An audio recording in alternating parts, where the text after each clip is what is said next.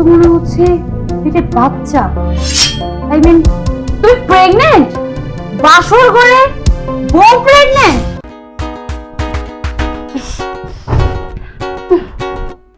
ভাবি, ভাইয়া বলেছে তুমি দেখতে অনেক সুন্দর, দেখতে তোমাকে একটু। উমা, সত্যি তো তুমি তো দেখতে অনেক সুন্দর। কি ব্যাপার, তুমি পেটে এভাবে হাত দিয়ে রাখছো? পেটের ভিতরে বালিশ দিছো? আরে পেটে হাত দিচ্ছ কেন? বালিশও তো না, পেটে তো। তোমার পেটের ভুঁড়ি বেড়ে গেছে নাকি? দেখি দেখি। আরে পেটে হাত দিও না, পেটে হাত দিচ্ছ কেন? আমার তো মনে হচ্ছে পেটে বাচ্চা। আই মিন তুমি প্রেগন্যান্ট? বাসর ঘরে বউ প্রেগন্যান্ট? না না, আমি প্রেগন্যান্ট না। তুমি আমাকে উল্টাপাল্টা বুঝালে আমি উল্টাপাল্টা বুঝে দিব, তাই না?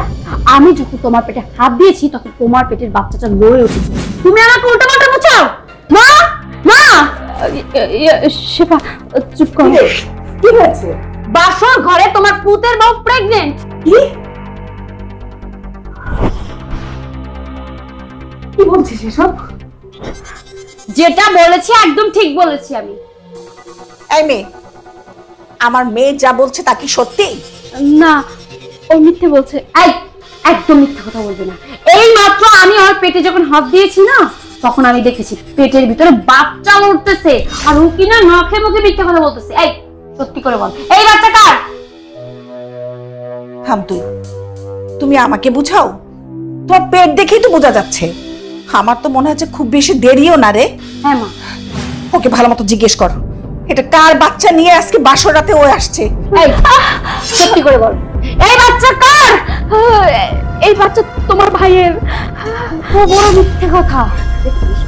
কত বড় সাহস! ওরে আর কিছু না বলে তো বাবার কাছে নিয়ে যাও। আর সম্মান আর থাকলো না। আমার প্রতিবেশীর কাছে আমার মুখ দেখাবো কি করে? মানে ওই পরের বাচ্চা আমি আমার ভাইয়ের নাম দিচ্ছে, তাই না? এই চল চল চল চল। এই বেটা, বেটা, সত্যি কথা বল। কি ব্যাপার, বৌমাকে এভাবে তোমরা নিয়ে আসছো কেন বাইরে? এইভাবে কেন নিয়ে আসছি তুমি কি ওর পেটের দিকে তাকিয়ে বুঝতে পারছো না? আরে তোমার বৌমা প্রেগন্যান্ট। প্রেগন্যান্ট? কি বলছো? এই, এটা কিভাবে হলো? তুমি আমাকে কেন জিজ্ঞেস করছো? ওকে জিজ্ঞেস করো। এই, এটা তোমার কিভাবে হলো? কথা বলছো না কেন? এ বাচ্চা কার? এটা আপনার ছেলের বাচ্চা। অসম্ভব! এটা কি করে সম্ভব? হ্যাঁ, বিয়ে হলো আজকে। সত্যি করে বলো, এ বাচ্চা কার?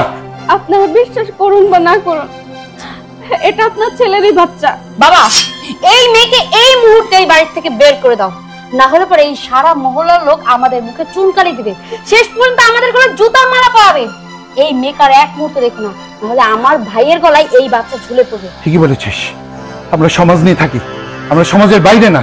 সমাজের লোক আমার মুখে থুতু মারবে। ছি ছি ছি! যাও, বেরিয়ে যাও তুমি। ও কোথাও যাবে না। বাবা, ও যা বলছে সত্য বলছে।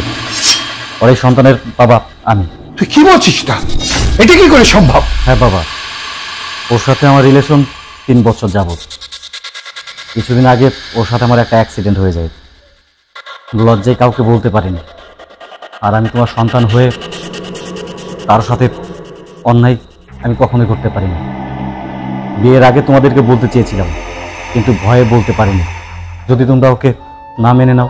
এসব কথা তুই আগে বললে আজকের এই পরিবেশটা হতো না, তাই না? বলো তো মা, আমরা তো কিছু জানতাম না। তোমার শাশুড়ি শেফা এরা কি না কি বলেছে তোমাকে। আমিও তোমার সঙ্গে রুড বিহেভ করেছি, কিছু মনে করো না মা। আমার ছেলে এত বড় বোকামি করবে আমি সেটা বুঝতে পারিনি। তুমি কিছু মনে করো না মা। হ্যাঁ, আজ থেকে তুমি তো আমার ছেলের বউ। হ্যাঁ বৌমা, আমিও তোমাকে না জেনে না শুনে অনেক কথা বলে ফেলেছি, কিছু মনে করো না। আজ থেকে তুমি আমার আরেকটা মেয়ে।